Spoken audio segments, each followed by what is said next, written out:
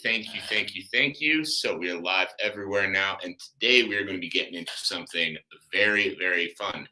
We're going to be getting into a massive training myth that people need to stop believing. What's up, man? I appreciate you tuning in. We're going to be getting into a massive training myth that people need to stop believing. And that is the myth that lifting weights makes you slow. My God, can we please retire this? I've heard this so many times. I've heard this from so many people. It has been so widely discounted, discredited, disproven, whatever words you want to use. It blows me away that people still talk about this. But before we get into the podcast, let's make sure that we are, keeping the spirit of this show in mind. If you know an athlete, a coach, if you have a teammate, somebody that is going to need to hear this message, you know what we're all about here. If you've tuned into the podcast before, we are all about helping athletes become better athletes. We are all about helping athletes reach new levels in their careers. So make sure to share this with a coach, share it with a teammate, share it with a friend, share it with somebody who is going to need to hear this message. But we are going to get into this show nice and quickly here. Excuse me, I might do that a couple times. If I do, I apologize in advance. But let's get into the show here, and we're going to go in 3, 2, 1. Welcome, everybody, to another episode of the Elite Development Podcast, the number one show for athletes looking to gain an edge on their opponents and build their dream careers in sport. I'm your host, Kenny Dusseault, and today we are going to talk about a widely disproven training myth that so many people still believe, and it blows my mind that this is still going around as a real thing. But anyone out there that is still under the impression that lifting weights makes you slow, listen up. Lifting weights does not make you slow. This is something that I've heard for years and years and years and years from so many different sources. And every single time I ask somebody to, back up that claim, every single time I ask somebody to, tell me where they got this information, tell me why they think this way, tell me anything about why lifting weights possibly creates a slower individual, they can't do it. Yet still, this is something that, gets passed on generations of athletes. It still gets passed on to so many people that somehow they think lifting weights makes you slow. So let's break this down. This is going to be very quick and straight to the point. Let's break this down. How do we know that lifting weights doesn't make you slow? So right to the bare bones of our body, we are a skeleton. That skeleton is held together. I'm not going to get too deep into the anatomy and everything. Essentially, that skeleton is held together by muscle and then joints, ligaments. There's a couple other things in there we don't need to get too deep into, but that is what allows us to live. That is what allows us to survive as human beings. The muscle that causes our body to move and then perform all the activities that we perform. So when it comes to training for an athlete, and you're being told lifting weights makes you slow, what does lifting weights do? Lifting weights builds strength. What does strength allow you to do? Strength allows you to move. Now, if lifting weights makes you slow, how does something that allows you to fundamentally move and survive as a human being, being stronger, make you slow when it comes to competing? So that's a very simple question that for some reason no one can answer. However, let's break it down this way. So muscles allow us to move. Muscles allow us to survive. Muscles allow us to, do literally anything. Me sitting here talking to you is because of the muscles in my body that are moving around that are allowing me to speak. Now, when it comes to training, every movement you make while you're in the ring, while you're in the cage, whatever sport you're competing in, takes muscle to create that movement. Now, the argument is that if you get too big, too strong, too bulky, then you're going to slow yourself down, so you shouldn't lift weights. And I've had people even tell me, we'll just look at bodybuilders. When you look at those big Mr. Olympia athletes walking around, they don't look like they can move very fast. Okay, so now instead of making the argument, does lifting weights make you slow? Can we maybe shift the argument to being the most gigantic ball of muscle on the planet makes you slow? Because Lifting weights, when done properly, builds muscle. And when you're building muscle and you're improving your body's coordination as far as how it moves while you're throwing punches, throwing kicks, slipping punches, moving around, whatever it is you're doing, if you're improving your body's intermuscular coordination by lifting weights, you are actually going to be more efficient. Because if I throw a jab, and then if somebody that has 20% more strength in their body throws a jab, they are using 20% less energy than I am to do the same thing because they are stronger than I am. So the overall energy output for me is going to be higher if my max strength is here and their max strength is up above the top of the screen. Then their overall energy output is going to be lower by performing that same movement. So lifting weights does not make you slow, because lifting weights improves your ability to output force. By being stronger, every movement you make is taking less of your energy. And every movement you make taking less of your energy does not make you slow. Every movement you make taking less of your energy allows you to move more. And if you're moving more and you're able to move faster, because every time you throw a jab, every time you slip a punch, every movement you make while you fight is now taking less energy, you're going to be able to move more. And if you move faster, that's also going to be less of your energy because you have improved ability to output power. So lifting weights is not going to make you slow. Lifting weights is not going to gas you out. Lifting weights is not going to cause all of these problems that people think it causes. Lifting weights is going to improve your ability to output power. Improving your ability to output power means every movement you make is taking less of your energy, which is actually going to improve your conditioning, not gas you out faster. And you are also going to be able to hit harder. You're also going to be able to hit harder, because if you are stronger and you have more ability to output power, and you pair that with good technique, which I'm hoping that if you're competing, you have some level of good technique, you are going to be able to hit harder, and it is going to take less energy. And then you're going to be able to repeat that more often throughout the duration of your fight. So let's cut the myth of lifting weights makes you slow. Let's stop this mentality that somehow being strong is a bad thing for sports.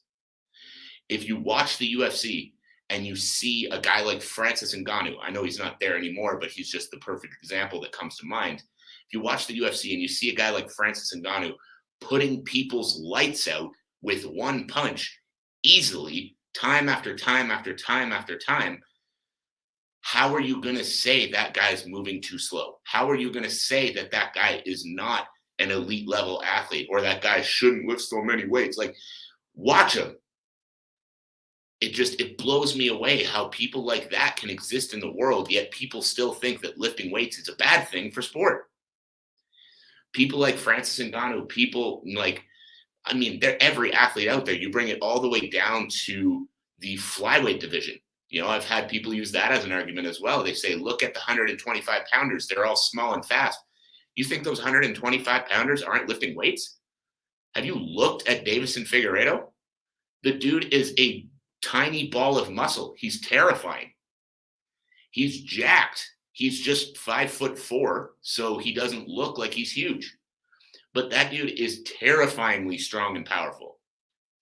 In fact, I've had Kai Kara-France's strength and conditioning coach on this show, I believe episode 21, but I might be wrong.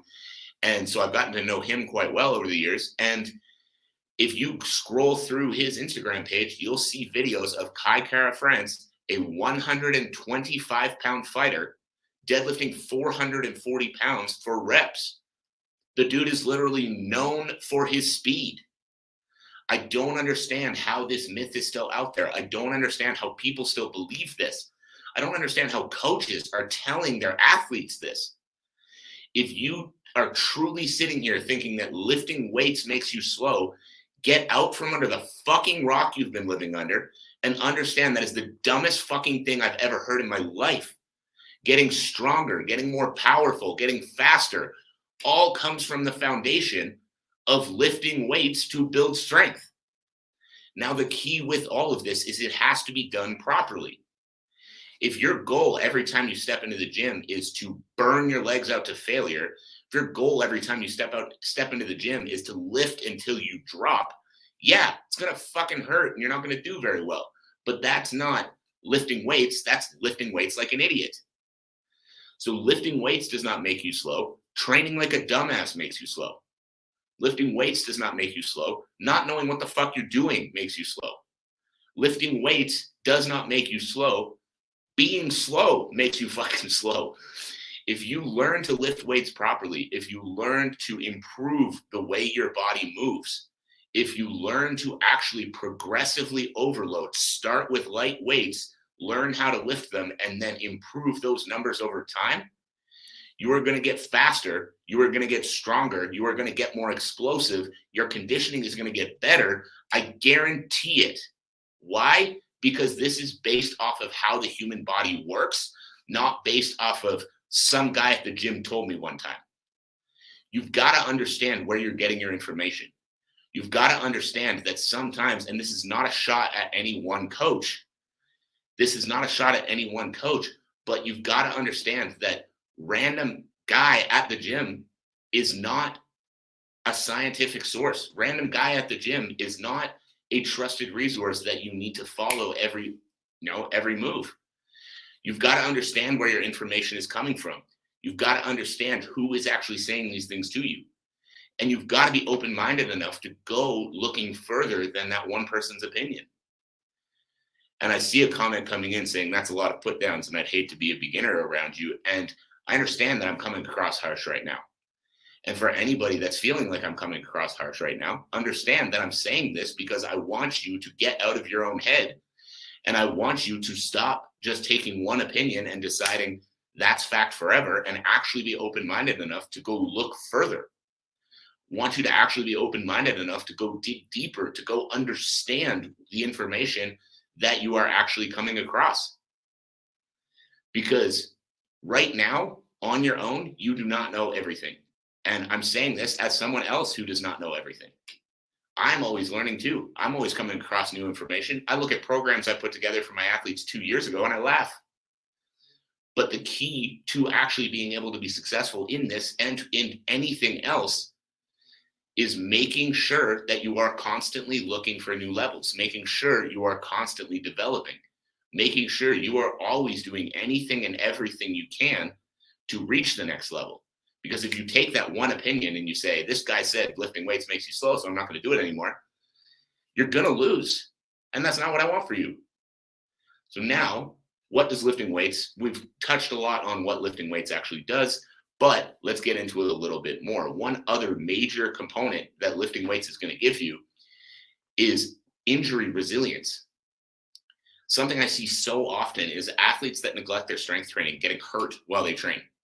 You know, MMA fighters going for takedowns, getting a knee in the shoulder, and then the shoulder pops out, and then they're out for, 6-8 weeks with a problem with their shoulder.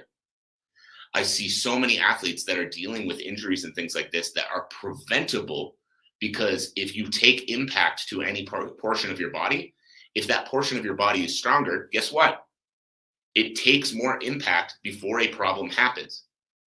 So if anything, lift weights to start understanding that your body needs to be foundationally strong in order to avoid injury. Your body needs to be foundationally strong in order to avoid injury. So I hope this makes sense. I hope you got a little something out of it. The analogy I like to use when it comes to lifting weights is not lifting weights as an athlete is like trying to build a house on a foundation of mud. If you don't have strength, if you don't have muscle, if you don't have a strong, stable physical structure to build your athleticism on, it's like building a house on a foundation of mud. Somebody's going to push you once and you're going to fall over.